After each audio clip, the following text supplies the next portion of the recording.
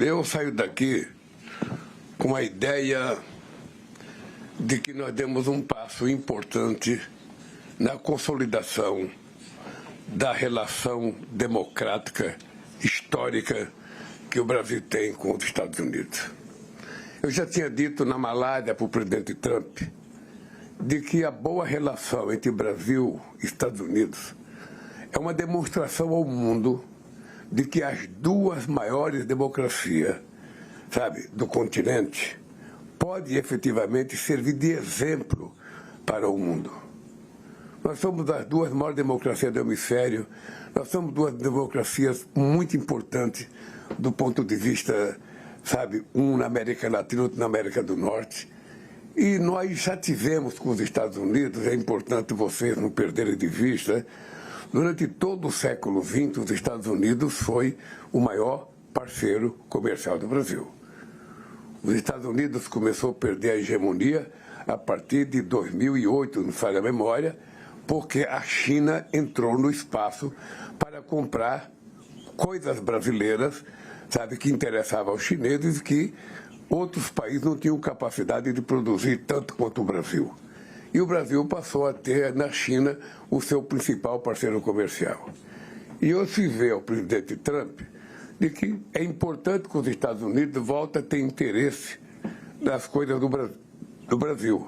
Por exemplo, eu disse para ele que muitas vezes nós fazemos licitações internacionais para fazer uma rodovia, uma ferrovia, e os Estados Unidos não participam da licitação. Quem participa são os chineses. Eu disse para ele que durante um bom tempo, tanto os Estados Unidos deixou de olhar para a América Latina, só olhava com o olhar de combate ao narcotráfico, como a União Europeia deixou de olhar para a América Latina por conta da conquista do leste europeu e deixou de olhar para a África também. E agora essas pessoas perceberam a importância outra vez da América Latina nesse mundo conturbado. Por isso é que nós fechamos o acordo União Europeia e Mercosul, com o EFTA, com Singapura, por isso é que nós queremos fechar acordo do Mercosul com o Canadá, com o Japão, porque isso dá uma dimensão de defesa do multilateralismo contra o unilateralismo colocado em prática pelas taxações do presidente Trump. Eu penso que essa é uma coisa interessante. A outra coisa é que nós resolvemos discutir aqueles assuntos que pareciam tabus. Ou seja, a questão do crime organizado. Eu disse ao presidente, muitas vezes, os Estados Unidos falavam em combater o crime organizado, a questão das drogas, tentando ter base militar dentro dos outros países, quando, na verdade, para você fazer com que os países deixem de plantar ou fabricar aquilo que a gente chama de droga, é preciso que a gente crie alternativa econômica para esses países. Como que você vai fazer um país deixar de produzir coca se você não oferece uma alternativa de algum produto para que alguém possa plantar e ganhar dinheiro? E nós temos que incentivar o plantio de outras coisas e sermos os compradores para que as pessoas possam sobreviver. Se não, enquanto houver gente necessitada de recursos e houver consumidor, não vamos parar, de ter um mundo cheio de droga por tudo quanto é lado. É importante, eu disse para ele que nós estamos dispostos a construir, um grupo de trabalho com todos os países da América do Sul, com todos os países da América Latina e, quizás, com todos os países do mundo, para a gente criar um grupo forte de combate ao crime organizado. Não é hegemonia de um país ou de outro querer combater o crime organizado. É uma coisa que tem que ser compartilhada com todos. E o Brasil tem expertise. O Brasil tem uma extraordinária Polícia Federal.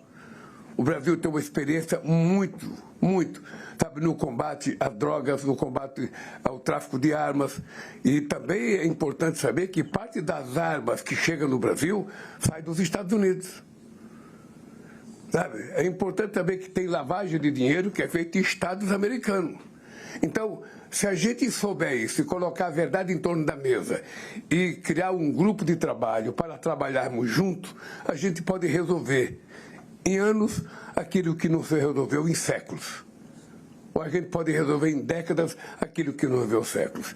Também a questão dos minerais críticos. Ou seja, tudo que se fala hoje é dos minerais críticos, porque a China, porque a China, porque a China, porque a China.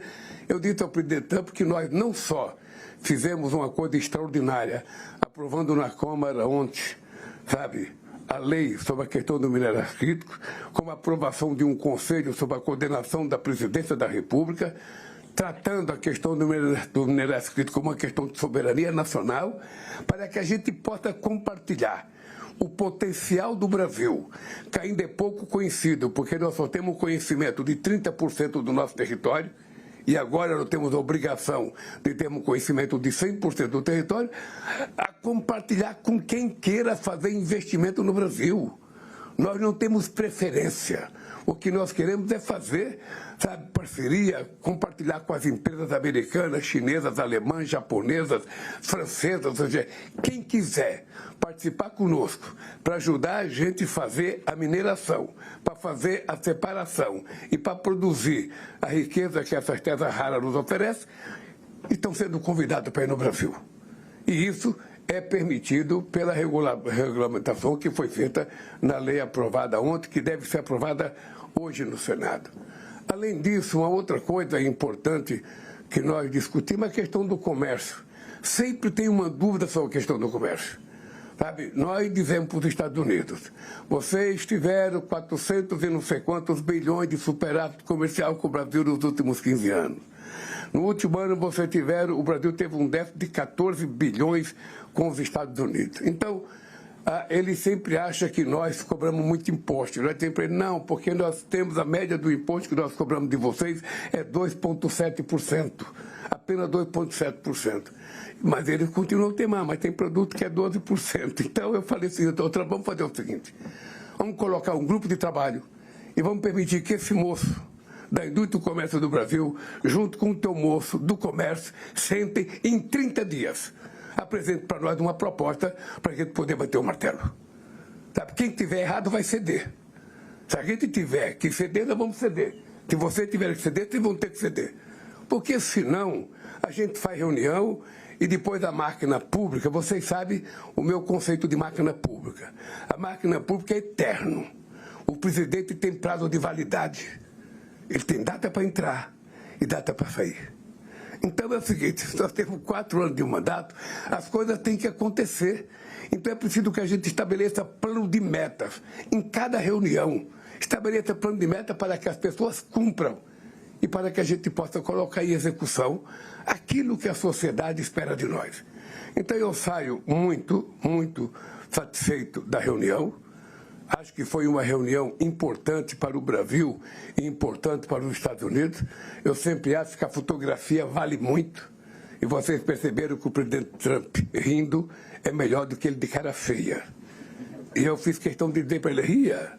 E um pouco, é importante, alivia a nossa alma se a gente rir um pouco. Bem, então é isso. Eu acho que o Brasil está preparado. O Brasil está preparado para discutir com qualquer país do mundo qualquer assunto. Nós não temos veto, não tem assunto proibido. A única coisa que nós não abrimos mão é da nossa democracia e da nossa soberania. O resto é tudo discutível. E ainda brinquei com o presidente Trump. Ele perguntou da Copa do Mundo, se a seleção brasileira estava boa, e eu falei, eu espero que você não venha, sabe, anular o visto dos jogadores brasileiros para a seleção. Por favor, não faça isso, porque nós vamos vir aqui para ganhar a Copa do Mundo. É isso. Ele riu. Ele riu porque agora ele vai rir sempre. Ele aprendeu que rir é muito bom. Vamos então abrir para as perguntas, começando com a Isabela Menon, da Folha de São Paulo. Oi, presidente, boa tarde. Presidente, foram 3 horas de reunião e nós da imprensa a gente não pôde acompanhar. Acabamos de viver aqui que a impressão é positiva de todos vocês, mas o Trump postou sobre a reunião e comentou apenas sobre comércio e tarifas. Eu queria entender se segurança pública era uma questão central para o senhor, se teve alguma sinalização positiva sobre a proposta apresentada pelo Brasil e também a possibilidade de classificar o CV e PCC como organizações terroristas se foi descartada pelos Estados Unidos. Não foi discutido isso. o que eu queria dizer, entreguei por escrito cada assunto que eu discuti com o presidente Trump. Além dos ministros falarem, eu terminei a reunião entregando para ele cada proposta nossa escrita em inglês, que é para ele saber o que é que nós queremos, para não ter dúvida daquilo que nós queremos. E porque nós estamos levando muito a sério essa questão do combate ao crime organizado. Sabe, esse negócio de dizer que o crime organizado, que as facções, sabe, no caso do Brasil, tomaram os territórios nas cidades, nós temos que dizer para o brasileiro que o território de uma cidade, de um bairro, é do povo, não é de crime organizado, não é de facção criminosa, sabe? Isso é que nós temos que dizer. E no mundo também. Nós criamos uma base na cidade de Manaus para combater o crime organizado, o tráfico de armas, de droga na fronteira brasileira, com a participação de delegados da polícia de todos os países da América do Sul. Se os Estados Unidos quiser compartilhar e participar conosco, estará convidado. O que nós estamos propondo é o seguinte: é muito sério. A partir da semana que vem vamos lançar um plano de combate ao crime organizado que é para valer. Quem escapou até a semana que vem, tudo bem, mas quem não escapou não vai escapar mais. E vamos fazer algumas frentes. Vocês já ouviram aqui as quatro frentes de trabalho. Uma delas é a questão financeira. Nós precisamos destruir, sabe, o potencial financeiro do crime organizado e das facções. Se a gente não destruir, eles hoje viraram, em alguns casos, empresas multinacionais. Eles estão em vários países, eles estão no futebol, eles estão na política, estão no meio empresarial, estão, sabe, em tudo quanto é lugar, no poder judiciário. Então, o que nós queremos é dizer, para trabalhar sério, o Brasil está disposto a dar um exemplo de um país que vai levar muito a sério isso. Vamos para a próxima pergunta, para a agência France Press. Yes, thank you, Mr. President. In English, if I may. Obrigado. Muito bem. Jorge Zamora, France Press. Two Estou te questions, if I may. Presidente, está me ouvindo? Ok. Eu gostaria de saber, presidente, se o senhor falou com o presidente Trump sobre Venezuela e sobre Cuba e a situação de outros países da região. E a segunda pergunta, o senhor qualificou o presidente Trump como um belicista no passado. Isso disse novamente aqui, nenhum país pode ser o imperador do mundo ou de uma região por sua própria conta. Eu me indago, o senhor mudou a sua opinião depois de 3 horas de encontro com o Trump. Como é que você qualificaria o Trump hoje como um líder político no mundo? Olha, o Trump não vai mudar o jeito dele ser por causa de uma reunião que durou 3 horas comigo. O que eu fiz questão de dizer para ele é o que eu penso das coisas que eu acho que podem ser feitas. Eu acredito muito mais no diálogo do que na guerra. Eu acho que a invasão do Irã, ela vai causar mais prejuízo do que ele está imaginando. Mas tem várias suposições. Ele acha que a guerra já acabou. Não é o real. Mas ele acha, eu não vou, sabe, ficar brigando com ele por causa da visão que ele tem da guerra. Ele acha que na Venezuela está tudo resolvido. Eu espero que esteja, porque eu lido com a Venezuela desde 2002. Mas eu acho que a Venezuela, sabe, eu espero que a Venezuela resolva os seus problemas, porque o povo venezuelano precisa, sabe, ter uma chance na vida de viver bem. E Deus queira que a Delcy consiga cumprir, sabe, com o mandato de presidenta, fazendo as coisas acontecer. Eu disse para ele que eu tenho interesse em discutir qualquer assunto que ele precisar discutir. E quiser discutir comigo sobre Cuba, sobre Venezuela, sobre Irã, sobre o que ele quiser, eu estou disposto a discutir. E porque para mim é mais simples. Eu não tenho vocação belicista.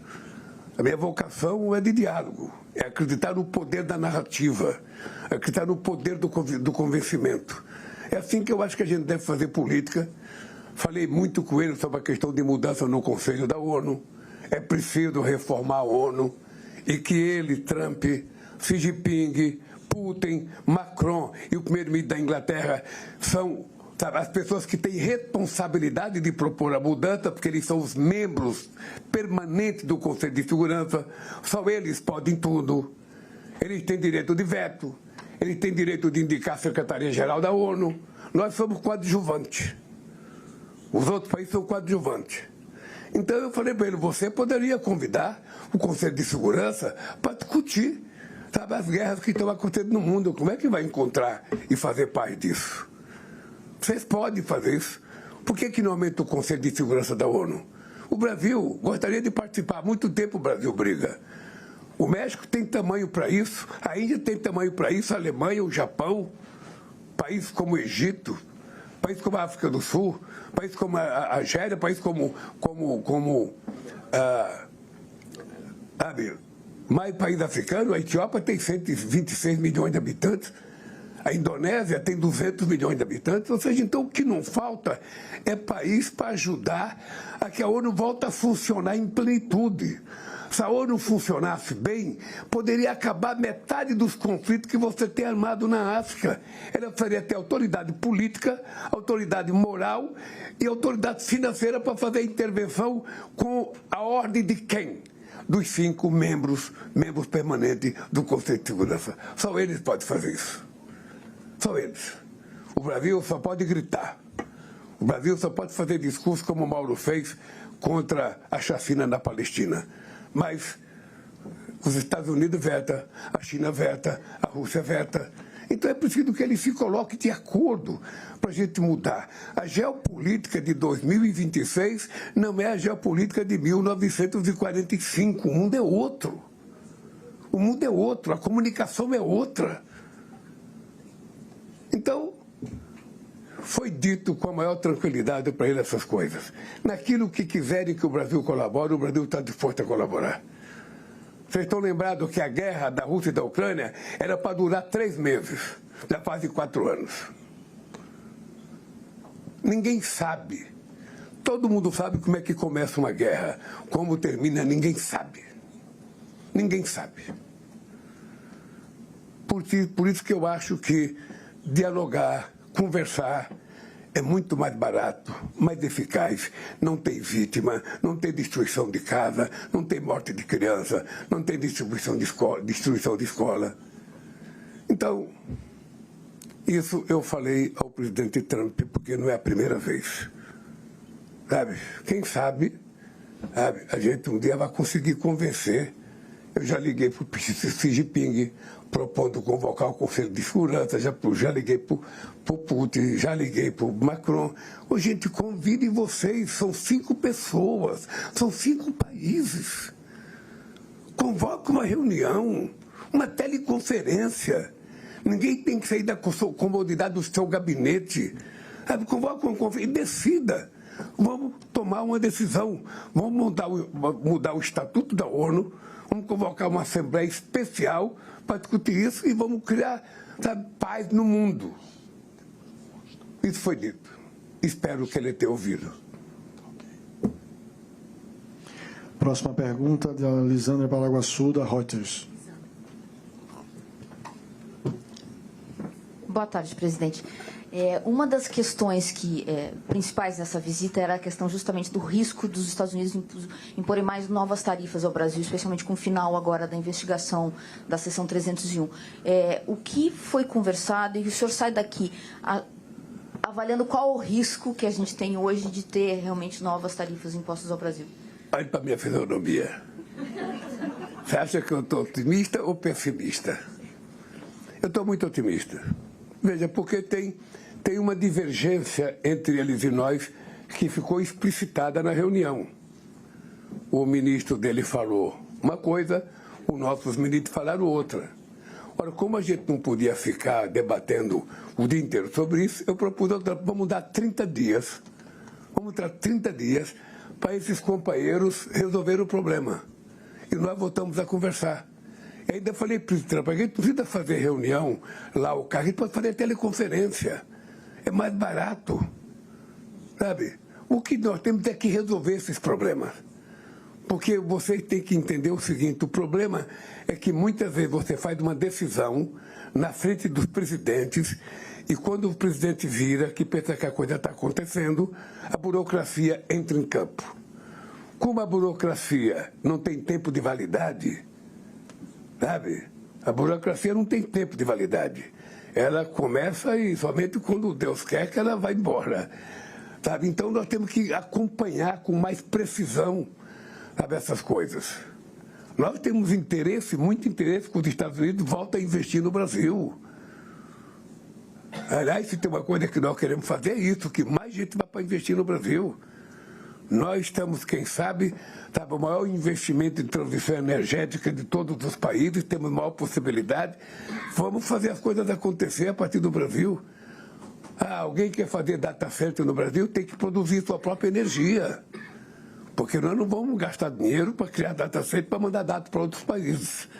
Sabe? Nós queremos dados para nós. Agora, nós temos condições de oferecer aos outros países a oportunidade de construir data center, desde que eles arquem com a produção de energia. É o mínimo que a gente pode exigir. E eu acho que vai ser bom. Acho que vai ser bom. Eu acho, o Trump, ele repete muitas vezes que ele gosta do Brasil, que ele ama o Brasil, sabe? Eu acho que é possível que ele goste do Brasil, que o Brasil falou que tem muitos amigos no Brasil. Aliás, eu peguei uma foto dele que eu esqueci de trazer para ele.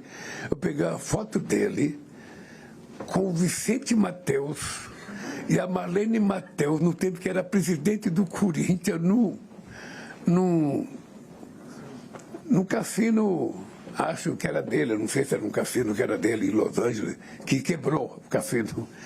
Aí eu trazer pela foto. Então, ele disse que tem muitos amigos no Brasil, é bem possível que ele goste mesmo do Brasil. Olha, como nós, brasileiros, gostamos também dos Estados Unidos, por que não fazer para as coisas dar certo?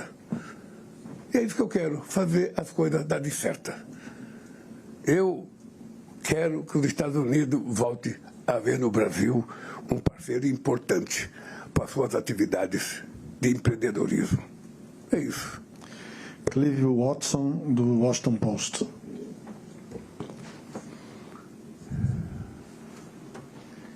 Presidente, está me ouvindo? Está me ouvindo? Muito obrigado, presidente. A tua voz não combina com o tamanho do jornalista. Are we good? You can go. Muito obrigado por aceitar minha pergunta e bem-vindo a Washington, presidente. O senhor e o presidente Trump já trocaram insultos. Eles já apoiam seus opositores políticos no Brasil. E essa reunião de hoje, além do engajamento bilateral, como é que você caracterizaria a sua relação com o presidente Trump daqui para frente? E ele atendeu às suas reivindicações que ele está violando ou interferindo com a soberania nacional brasileira? Olha, se ele tentou interferir nas eleições brasileiras, ele perdeu. Porque eu ganhei as eleições.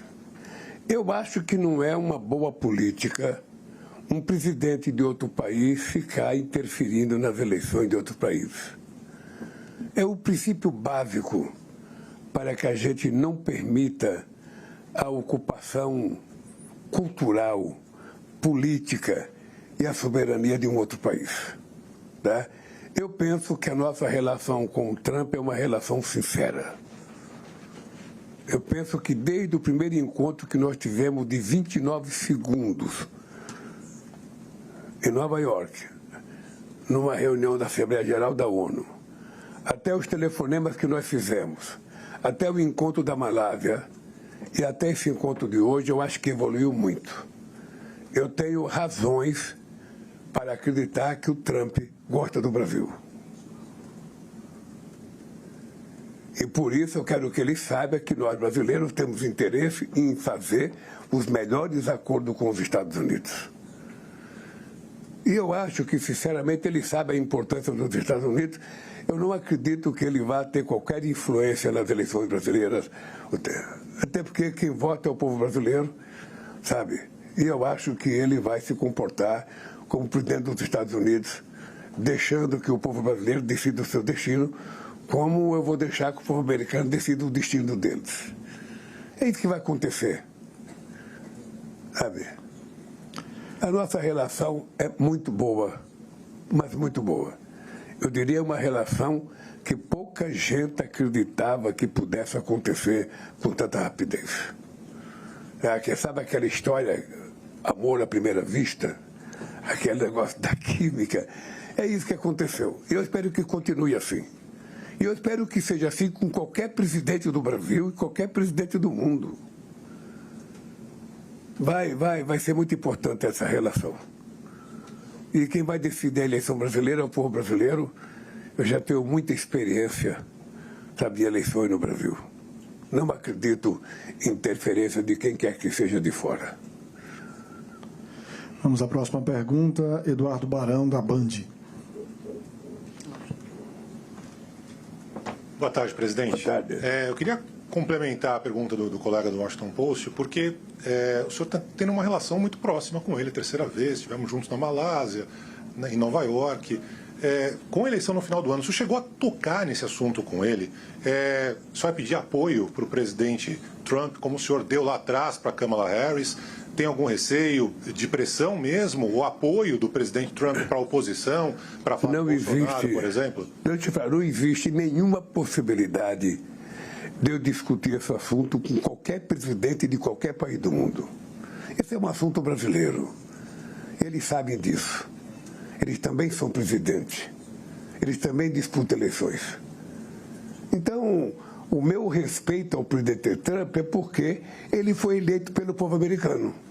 E só pelo fato de ele ter sido eleito pelo povo americano, não cabe a mim questionar. Cabe a mim levar muito a sério que ele tem mandato no povo americano para ser presidente desse país. E é assim que o Brasil trata ele, como tratamos qualquer outro presidente que foi eleito pelo povo. Vamos à próxima pergunta. Eduardo Ribas, da agência F.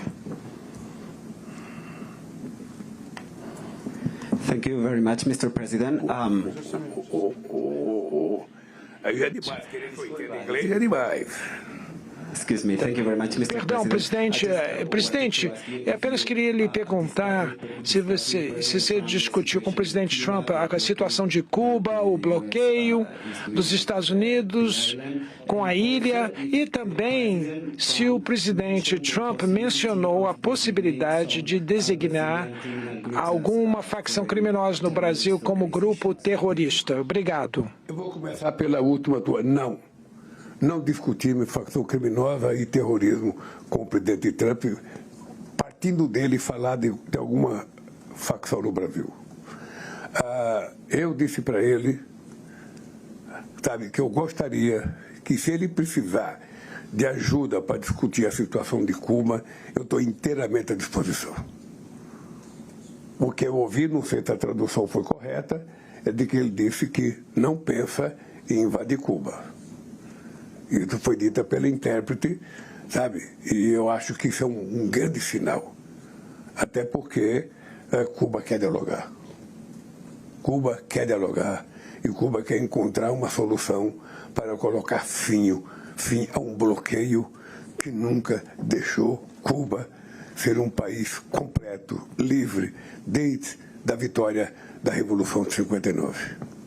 Acho que é o maior bloqueio, sabe, mais longevo da história da humanidade. Então eu estou à disposição, sabe, se precisar que o Brasil converse sobre qualquer país, se precisar que o Brasil converse com qualquer país, sabe, sobre a questão, sabe, das interferências americanas, sabe, em Cuba, no Irã, o Brasil está disposto a conversar. Mas eu vim aqui especialmente para discutir os assuntos brasileiros. Eu não queria mudar, sabe, de prioridade. Eu queria discutir o comércio brasileiro com os Estados Unidos. Eu queria discutir a participação do Brasil no crime organizado junto com os Estados Unidos. Eu queria discutir as questões da participação dele no minerais críticos. Eu queria discutir a participação dos Estados Unidos, sabe, que eles ficam achando que nós estamos proibindo as plataformas americanas de entrar no Brasil. O que nós queremos é o seguinte: entra qualquer plataforma de qualquer país do mundo no Brasil sobre a regulamentação soberana do Brasil. Era necessário vir aqui para dizer isso. entreguei para ele também a lista dos nomes brasileiros que ainda continuam proibidos de entrar no Brasil, nos Estados Unidos, as nossas autoridades constituídas. Como foi aprovada a dosimetria no Congresso Nacional, vai diminuir a pena de todo mundo. Quem sabe o Trump reconheça a necessidade de, sabe, liberar o visto, sabe, dos brasileiros que estão proibidos de entrar aqui. Matias Brotero, da Record. Obrigado, presidente, pela oportunidade. Presidente, o presidente Trump se comprometeu a investir em terras raras brasileiras. Se sim, falando em números, quanto, ou se já há algum plano específico nesse sentido. O senhor vem falando bastante, inclusive reforçou hoje, sobre a importância de que a transformação, a etapa de transformação aconteça no Brasil. O presidente Trump concordou com isso e qual a importância de ter o desenvolvimento, né, dessa cadeia produtiva com investimentos norte-americanos no Brasil? Obrigado, presidente. Olha, o que nós sabemos é que as chamadas terras raras e os minerais críticos são muito importantes, sobretudo, sabe, na questão dos armamentos dos países. O que nós dissemos para os Estados Unidos é que nós não temos veto a nenhum país que queira participar com o Brasil. O Brasil tem a obrigação de ter uma regulamentação em que o Brasil seja soberano. O Brasil tem a obrigação, sabe, de compartilhar com quem queira participar conosco, seja os Estados Unidos, a China, a Alemanha, a França, qualquer um que quiser, a Índia. O Brasil estará aberto a construir parceria. O que nós não queremos é ser meros exportadores dessas coisas. Nós não queremos repetir o que aconteceu com a prata na América Latina, com o ouro, o que aconteceu com o ouro de 100 e poucos anos no Brasil, sendo mandado para fora, com o minério de ferro, em que a gente, sabe, manda muito minério para fora e a gente poderia fazer um processo de transformação interna que a gente não fez. Então, com as terras raras, a gente vai mudar de comportamento. Nós queremos que o Brasil seja o grande ganhador dessa riqueza que a natureza nos deu. Próxima pergunta, Raquel Cranenburg, da Globo News e TV Globo. Obrigada. Pode pegar o seu? Obrigada, presidente. Presidente, duas perguntas. Primeiro, sobre a questão das investigações comerciais contra o Brasil. O presidente Trump se mostrou aberto a, talvez, anular essas investigações, e o senhor teve a oportunidade de explicar para ele a questão do PIX. E depois, posso fazer a outra depois? Responde essa. Pode. Obrigada. Primeiro, uma das razões pelas quais eu trouxe o Dario era porque eu imaginava que o presidente Trump queria discutir a questão do PIX. Ele não tocou no assunto do PIX, então também não toquei. Porque eu espero que um dia ele ainda vai fazer um PIX. Tá? Porque muitas empresas americanas já fazem. A segunda coisa é que ele não discutiu o acordo, sabe, da seção 301. Nós levantamos a tese de que está havendo uma fiscalização, que nós achamos que não tem procedente essa fiscalização contra o Brasil. Eles levantaram a tese de que o Brasil tem coisa que o Brasil está cobrando mais de imposto. Nós dissemos que não, eles disseram que sim. Então eu sugeri ao Trump que a gente colocasse os nossos ministros para, em 30 dias, resolver esse problema para nós decidirmos o que vai acontecer. Eu acho que vai terminar bem no acordo entre o Brasil e Estados Unidos na questão comercial. E, presidente, sobre a questão do Irã, o senhor falou que se ofereceu ajuda para lidar com qualquer país, Cuba, Irã. Teve essa conversa, vocês conversaram especificamente sobre o Irã, o senhor tem sido crítico sobre a guerra. O que o senhor falou para ele? Ele mostrou interesse, porque o Brasil mantém diálogo com o Irã, ele mostrou interesse em talvez o Brasil poder ajudar. E mais uma, se eu puder, presidente. Então são 3 perguntas. Posso? O senhor nunca vem para cá. Tá bom. A outra é sobre essa reunião mesmo, presidente. Como é que ela aconteceu? Porque era para ser em março, daí a guerra começou e, de repente, foi em menos de uma semana, vocês estavam todos aqui. Teve ligação do Trump para o senhor na sexta-feira? Como é que foi isso? Que bom que foi tão rápido assim. Olha, primeiro, eu entreguei para o Trump outra vez pela segunda vez, eu entreguei o acordo que em 2010 Brasil e Turquia fizeram sobre a questão de arma nuclear no Irã. Vocês que são jovens, eu vou apenas relatar.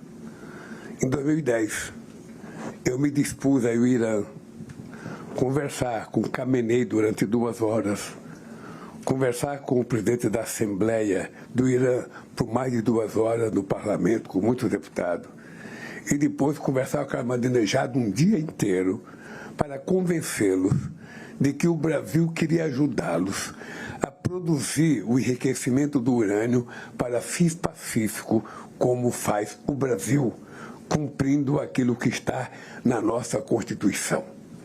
Eu fiz questão de que ele soubesse que no Brasil eu era constituinte em 1988 e a gente aprovou na Constituição que o Brasil não vai produzir armas nucleares. Isso é na Constituição. Isso não é uma coisa do Lula ou de qualquer presidente, é da Constituição. E eu fui para o Irã fazer isso. E o que é muito importante, o Obama não queria que eu fosse ao Irã, a Angela Merkel não queria que eu fosse ao Irã, o único presidente que não fez objeção foi o Sarkozy. Mas todo mundo era contra eu ir ao Irã, dizendo que o Irã não cumpria palavras. Como eu não queria a palavra, eu queria um documento assinado, eu fui para o Irã. Era tanta pressão que quando eu cheguei em Moscou, o Medvedev me disse: Lula, o Obama ligou para cá pedindo para eu convencer você a não ir, porque os iranianos não são verdadeiros. Aí eu saí de Moscou e fui para o Catar. Quando eu cheguei no Catar, o Emir me falou a mesma coisa: ô presidente Lula, a Hillary Clinton ligou aqui pedindo para mim convencê-lo a não ir ao Irã. Eu fui. Eu e o Celso Amorim. E nós, Brasil e Turquia, conseguimos convencer o Irã a assinar um acordo de não produção de armas nucleares. Eu entreguei para o presidente Trump o acordo que nós fizemos em 2010. O acordo que era, inclusive, cópia fiel de uma carta que o Obama mandou para mim. Lamentavelmente, quando nós fizemos o acordo, não sei porquê, o Obama e a União Europeia resolveram aumentar a punição ao Irã. Possivelmente porque quem tinha feito o acordo era um país do terceiro mundo, o país não faz parte da elite dos países, então como é que esses pobres seres humanos conseguiram uma coisa que nós não conseguimos? Tem uma palavra-chave: paciência. Paciência e capacidade de persuasão. Foi isso que aconteceu. Então eu entreguei para o Trump que o acordo que nós fizemos em 2010 é muito melhor do que eles fizeram um tempo atrás aí. Muito melhor. E se precisar conversar, outra vez eu conversarei. É possível convencer. Agora, seria importante que os países que têm armas nucleares fossem desativando. Porque vocês estão lembrados o famoso acordo entre Rússia e Estados Unidos de desativar a quantidade de armas nucleares que eles tinham. Ninguém desativou nada. De lá para cá a China criou, de lá para cá a Índia criou, de lá para cá a Coreia do Norte criou, de lá para cá o Paquistão criou. Ou seja, ninguém desativou nada. Então é o seguinte, eles precisariam dar exemplo, né? Quem sabe um exemplo dele fosse estimulante. Eu vou desativar 10 ogivas nucleares por ano. Sabe, como eles têm muita, vai levar uns 50 anos para desativar. Sabe? Mas eles não fazem. Não fazem. E quando o mundo estiver nessa turbulência que está, muita gente se alvora no direito de também fazer uma bomba atômica. Eu confesso a vocês que eu acredito muito no poder da narrativa, no poder da conversa, no poder do convencimento. Então, isso foi para mim muito importante, sabe, para conversar com o Obama. Me entreguei para ele, está aí, sabe, o documento. Leia. E o que ele falou? Hein? O que ele falou? Qual foi a reação dele? Nada, eu só pedi para ele ler, ele não tinha lido ainda. Sabe? Eu falei, entreguei o documento para ele ler, ele falou: vou ler hoje à noite. Eu falei: maravilha.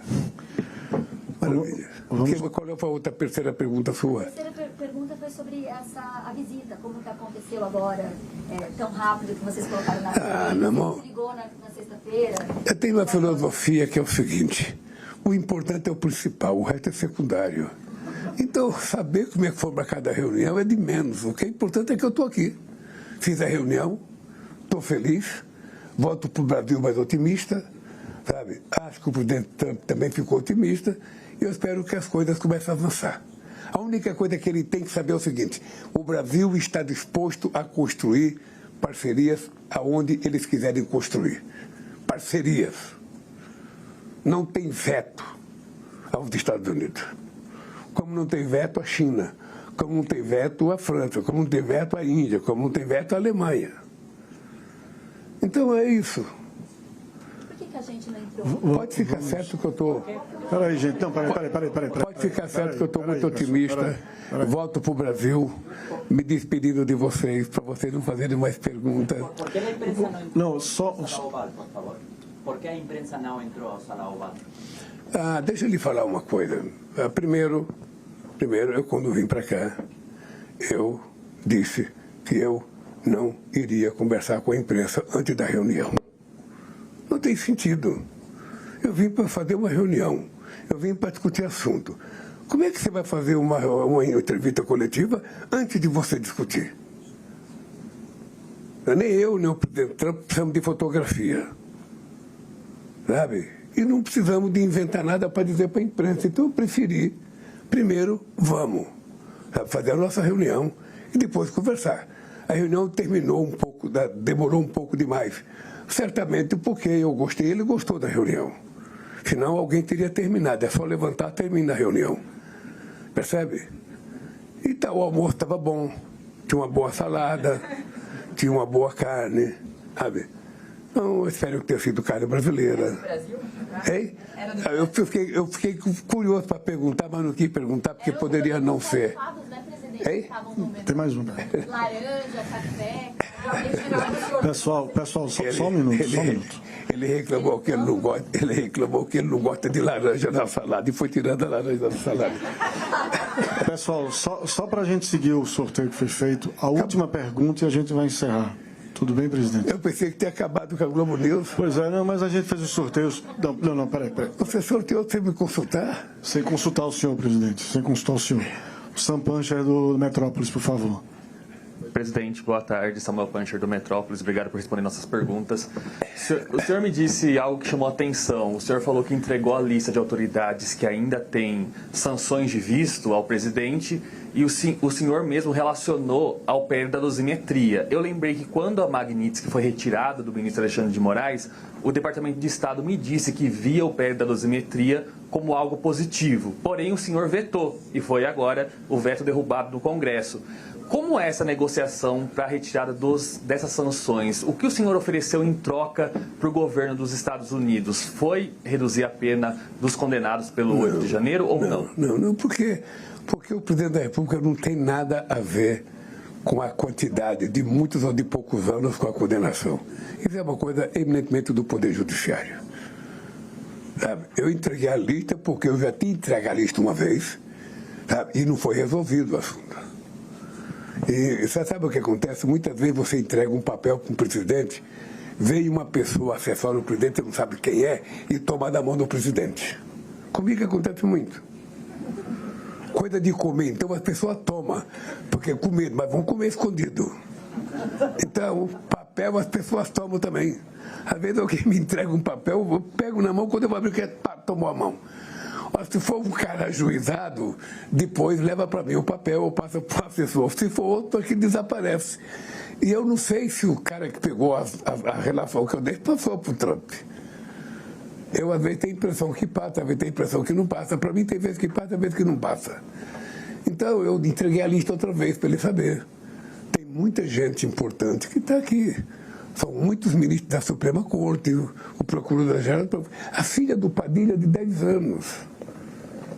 A filha do ministro Padilha de 10 anos, qual é a lógica? De qualquer forma, eu entreguei para ele. Tá? E se ele não resolver, quando eu me encontrar com ele outra vez, pai, entrega outra vez. A gente vai entregando até o dia, o cara vai ler e vai tomar a decisão. Ou já venceu por decurso de prazo, já venceu, sei lá, qualquer coisa. Mas é isso, eu só posso terminar dizendo para vocês o seguinte, olha, eu sou muito crítico às guerras feitas no mundo, em todos os países. Da mesma forma que eu fui crítico à guerra da Ucrânia, fui crítico à guerra, o que o Israel fez com Gaza, o que Israel está fazendo com o Líbano, o que os Estados Unidos e Israel fizeram com o Irã. Eu sou totalmente contra. Totalmente contra. Não é preciso. Não é preciso. Para isso existe uma coisa chamada diplomacia, que resolve com muito mais facilidade. Então, eu faço questão de dizer, fazer crítica, faço questão de dizer que é preciso reformar a ONU e faço questão de dizer que eles são responsáveis. Hoje, o Conselho dos Membros Permanentes da ONU foi criado para manter o mundo em harmonia. Eles são poderosos porque foi dado a eles o direito de veto. Então, nada é aprovado se um deles não concordar. Então, eu falei para o Trump, porque eu falei para o Xi Jinping, por que vocês não fazem uma reunião? São 5 pessoas. Um litro de uísque, um vinho, um queijo, sei lá, um joelho de porco, qualquer coisa. E faz uma reunião e discute. Mas não tem discussão, então não tem solução ao problema. E nós vamos continuar com essa ideia. Nós não precisamos de guerra. O mundo está precisando de paz. E é isso que nós precisamos construir. Gente, eu queria agradecer a vocês, mais uma vez, dizer para vocês que é sempre prazeroso conversar com a imprensa brasileira. Vou no caminho já vou ver o que vocês publicaram.